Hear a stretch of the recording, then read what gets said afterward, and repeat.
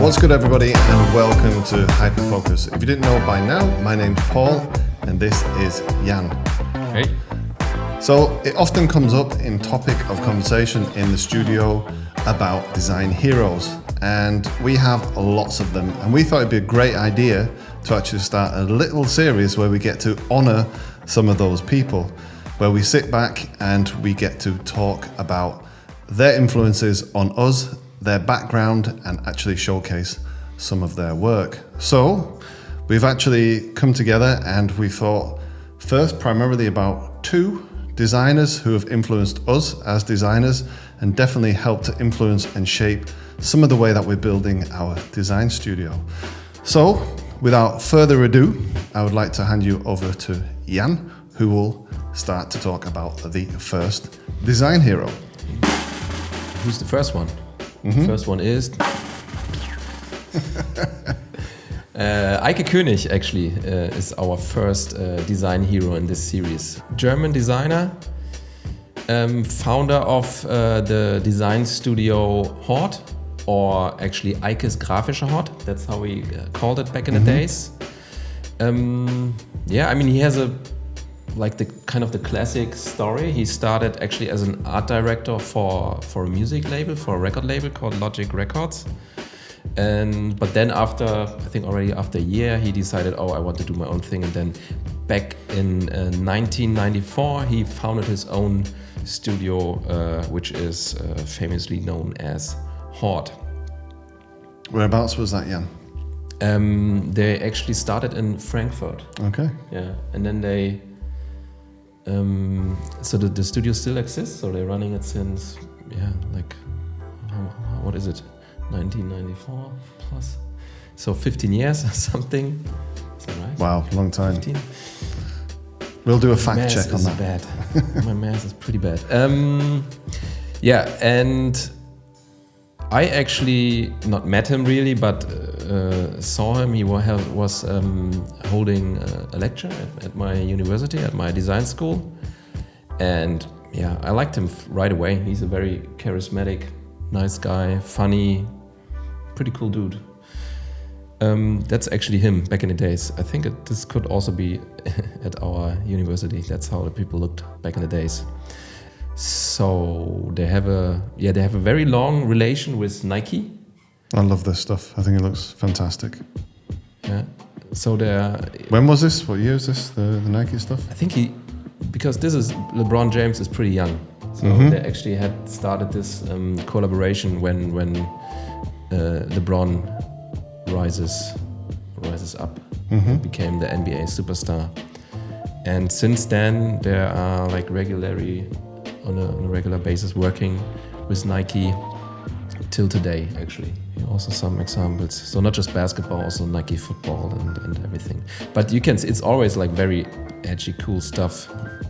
I mean, one of the things I think, when often you're looking as a designer for very simple, minimal design, you often come across Hort and he makes it look very, very easy.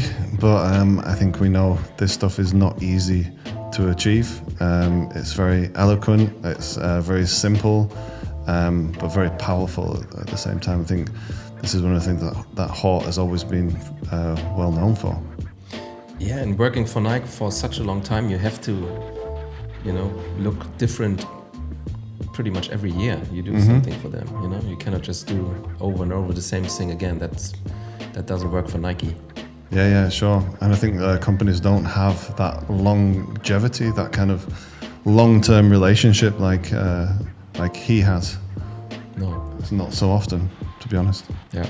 So I think the way they run, it's not a big studio. I think they're always I don't know if they wanted to keep it small, but it's more like a small group of people around Eike König. He also says he always likes to have people around him who are better in something than he himself. Wise words. Wise words, yeah. And what I found interesting that because they started in Frankfurt, yeah, were there for a few years, and then they moved to Berlin, and he actually just asked his people, where do you want to go? Oh, really? Yeah, and so there was like kind of voting, and then they said, oh, we want to go to Berlin, and then they decided like as a collective to go to Berlin together. Nice. Maybe we'll do that at some point. Yeah, why not? Somewhere sunny. Mm-hmm. Okay. Yeah. All right. Let's have a look at some more stuff. So there was some big anniversary from Bauhaus, and they did like I wouldn't call it rebranding, but let's say a branding for that. And here's just also some examples from like, I mean, you can already see there's like something which holds this together. I think back in the days when I started also looking at the old book in our bookshelf, they were a bit more experimental, like a lot of illustrations, also 3D stuff. But this was back in 2005. But now it's most of this time it's about like really graphical design, typography, high contrast work. Yeah, so he's still running the studio, but he also starts to actually becoming an artist, I would say. So he's having exhibitions, and you can actually buy his artworks. Everything very minimal, graphical, but super cool stuff. The what, sorry? But super cool stuff. But super cool stuff. Yeah, and there's actually an exhibition here in Hamburg tomorrow at the Affenfaust Gallery, which we will be going to see some of his work in live action. Yeah, and every hipster designer should have one of his pieces in the studio. All right, that's hot. Absolutely amazing character, great studio, very influential for us. So the second person, I think she's quite the opposite when it comes to her approach to work, and yet this is a woman, and of course we both on many occasions have spoken about this, and we often scratch our chins and wonder why there are not so many influential women designers on the design scene. We definitely think there should be more, and this one in particular is definitely a pioneer of the new school, and that is Jessica Walsh. Yes. So she started, that's very special about her, she started very young. So she already began coding and designing websites at the age of 11. Yeah, didn't you? I think I started even earlier. Not really. I think I had my first client at 9.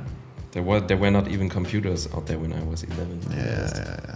Excuses. You could have used your colouring book to sell a project. And then after she finished university at the age of 22, she actually turned down a job at Apple, where she was offered nearly 100,000 K annually, to accept an internship under Paula Scheer at Pentagram. That's pretty brave and bold. I think that definitely says something about the woman that she is today. That's definitely a woman who likes to take risks. Yeah, and again, 22 years, and getting this offer from Apple is crazy. Crazy, huh? Yeah. She won the ADC Young Gun Award in 2011. So here are some of her earlier works.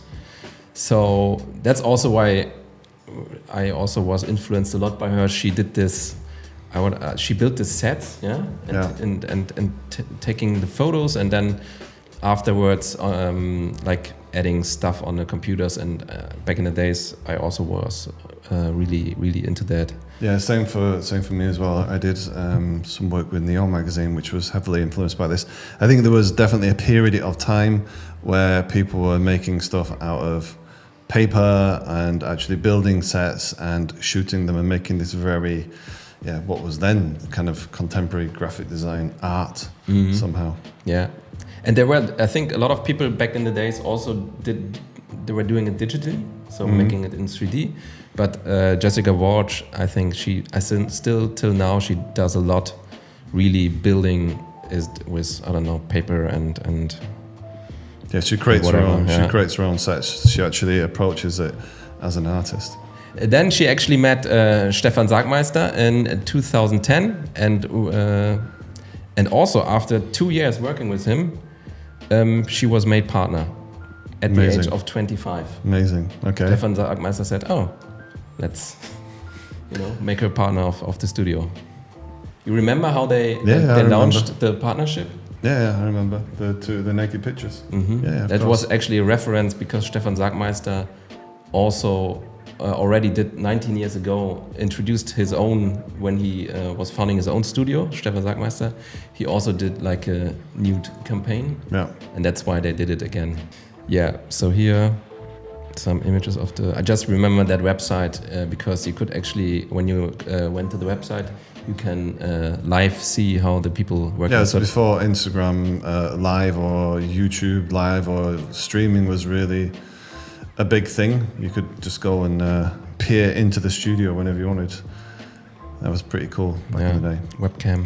Then you could already see her influence when they actually announced the Sagmeister Walsh studio.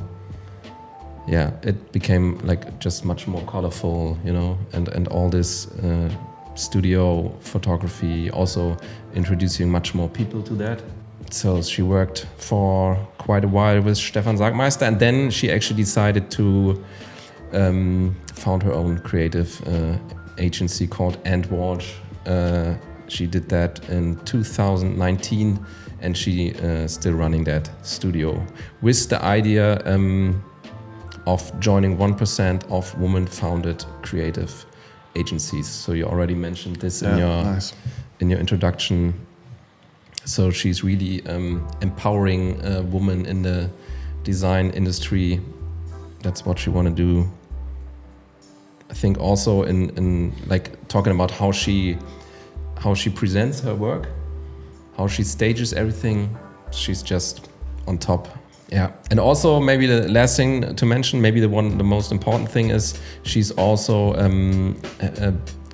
developed a non-profit organization called Ladies, Wine and Design, and she actually, the idea behind that is to encourage women to work together rather than compete. Yeah, I mean it's like, I think we have it here in Hamburg too. They have a chapter where women out of design creative industry come together and just I think talk and network and share their ideas.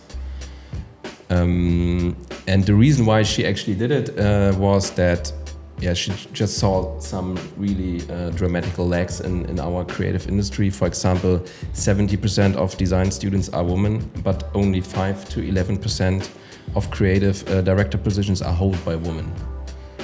Plus, also the pay gap between women and men in the creative industry, she's addressing that. So she's championing equality for everyone, no matter their race, gender, sexual orientation, nationality, age, or ability.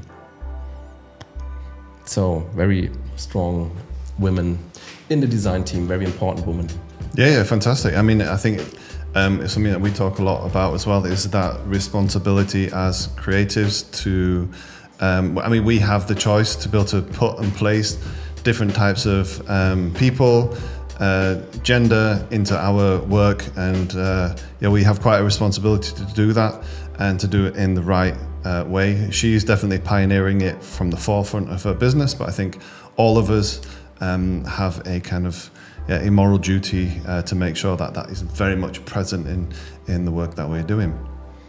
So that ends our very quick episode of Design Heroes. We hope that you've liked it. We're going to be discussing more Design Heroes. We have many of them.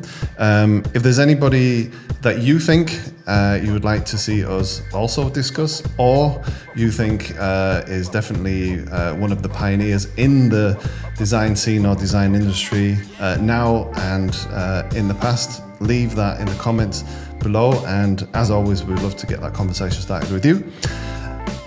Until next time, I would like to say thank you.